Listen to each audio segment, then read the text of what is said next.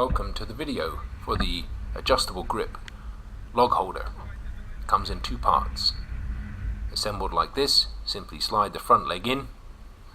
Very sturdy, made of heavy duty box section. Can easily be transported. This is a sliding mechanism. To load the log, simply put it in, touch the back, the slider comes down, the log is held.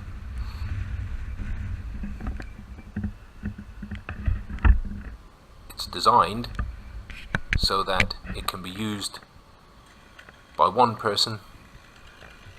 The logs can be held, easily cut to length, loaded and unloaded by one person. It can be moved to any location. It can be used on muddy ground, uneven ground, concrete, grass, whatever you like. Reset the slider, put in another log,